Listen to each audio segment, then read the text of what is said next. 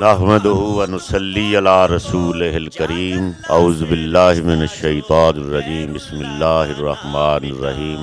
جس طرح جماعتی احباب کو یہ معلوم ہے کہ پاکستان میں اللہ پرستوں کا ایک بہت بڑا اجتماع، عالمی اجتماع ہو رہا ہے 8-9 مارچ کو کالا شکاکو انٹرچینج کے قریب، اور میں یہ سمجھتا ہوں کہ یہی سٹیج ہے جس کی وجہ سے پاکستان میں اللہ کی برکتیں نازل ہوتی ہیں۔ یہی توحید پرستوں کا یہ سٹیج علامہ پروفیسر قائد اہل حدیث پروفیسر ساجد میر کی قیادت میں اور ناظم اعلیٰ حافظ عبد الکریم صاحب کی قیادت میں یہ جو رواں دواں ہے، اللہ کے فضل و کرم کے ساتھ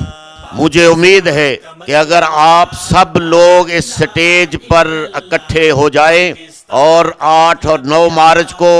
اپنی زندگی کا ثبوت دیں تو مجھے امید ہے کہ محمد کے غدار اس پاکستان میں ختم ہو جائیں گے، اور مجھے امید ہے کہ اس ملک پہ اللہ کا کرم ہو کے رہے گا، یہ دیر کسی روز حرم ہو کے رہے گا۔ جیتے ہیں اسی آس پہ ناکام محبت کہ ایک روز وہ مائل بکرم ہو کے رہے گا۔ یہ کانفرنس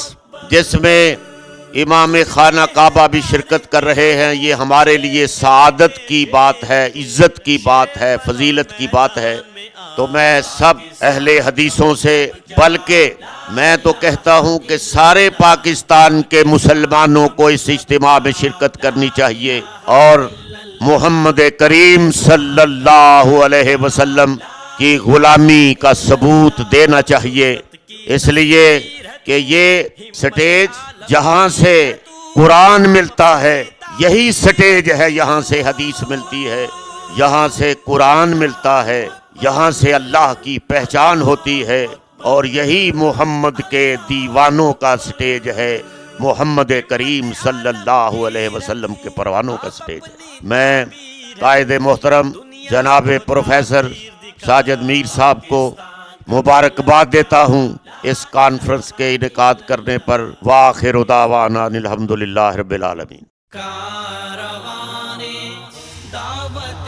قرآن و حدیث، مرکز جمعیت اہل حدیث پاکستان۔